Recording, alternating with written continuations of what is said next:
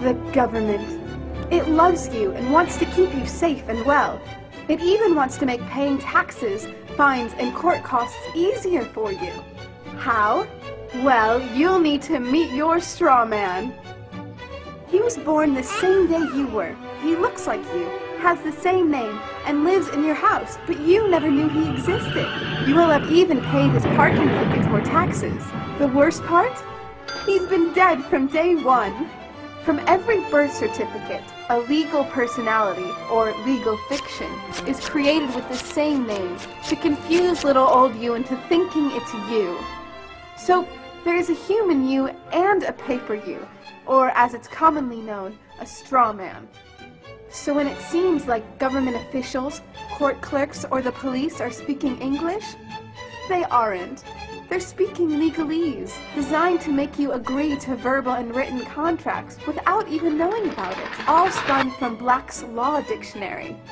For example, when the police say, "Do you understand?" you'll say, "Yes." What they are really saying is, "Do you stand under our authority?" Oops-a-daisy, you just created a verbal contract with them. Oh, you clever government. Did you know that whenever you register something, you are handing over title to the person you register it with? That's right. Whenever you register something with the government, they assume it belongs to them. Registered your car? Super! Now you are the registered keeper of your vehicle, and the government can crush it when you don't pay your, straw man's taxes. Expecting a new bundle of joy? Well then you need to register your little darling with a birth certificate. Then they can start the process all over again and create a new straw man for your little one. Isn't that great? So when Junior grows up, he'll be able to generate revenue just like you have. When you notify on your baby by signing the birth certificate, your child becomes a ward of state. And if the government doesn't like what you're doing, they'll assume it's okay to take the child away or make new rules for things they don't like. Not enough school? Smacking your child? Shouting too loudly? Then it's off to social services for the little one. When you get a bill, it's sent to you, but belongs to your straw man, not you. That's why bills, fines, and summons start with Mr., Mrs., or Ms. Sometimes you'll see your surname in capitals, just like on a gravestone. That's because your straw man is dead, and just a silly piece of paper, created before you could comprehend or even consent to it. When you go to court, you represent your straw man. So you, the human, take on any costs, fees, taxes, and fines involved for the straw man. The human you doesn't even need to pay them. But you made a contract with the court by appearing on behalf of your legal personality or straw man, just like the government knew you would. Confused? Well, don't worry. The government doesn't want you to know anyway.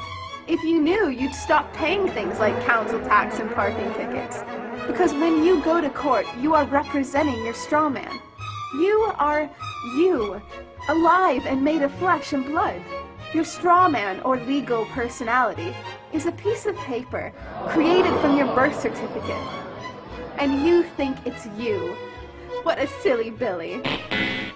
This is a certified true copy of my live statement of birth. You can get this by applying for it at the Registrar General. They'll give it to you. And it's very interesting because this is where it all began. This is the foundation document. All identification is generated from this document. And so if the foundation document is no good, anything that's made from it is no good. That means driver's licenses, health cards, everything. Now what they did here, this is exactly what he meant when he said, soon every American will be required to register their biological property. Now your parents didn't realize what they were doing when they filled this out, and these didn't exist before 1933. Birth records were recorded in scripture, and these only came into being in 1933 when they hatched this plan. They created a corporate fiction with a name just like yours. In doing this, they registered and monetized the spirit and soul of a living being. This denotes ownership. And when your parents were tricked into filling this out, they allowed your spirit and your soul to be monetized. And futures were sold on you. Spirit and soul. Now, this is my birth certificate. This is actually a share. See this red number? This A, I'm born in Canada, this is a Class A share. Now, this is called a CUSIP number.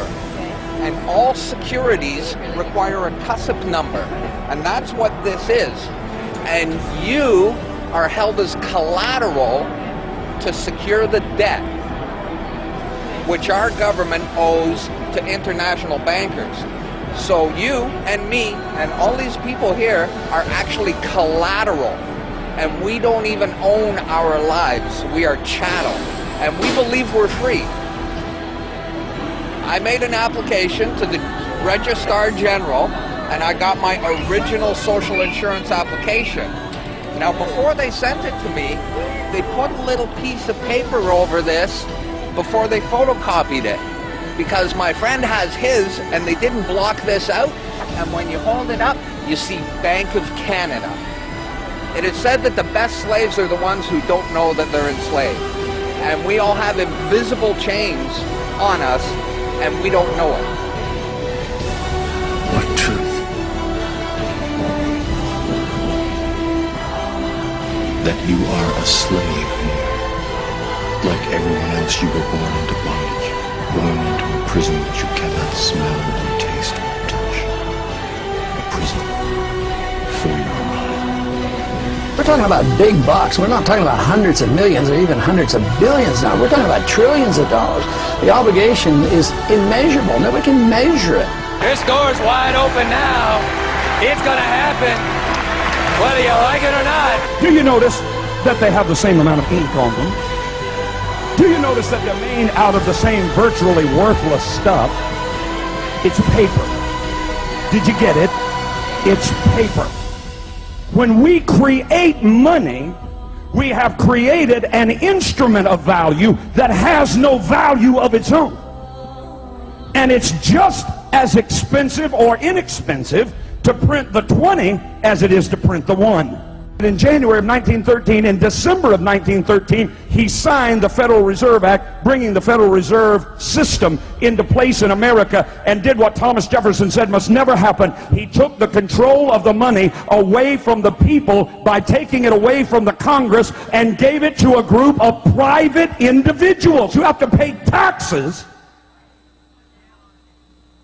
on the money they loan the government.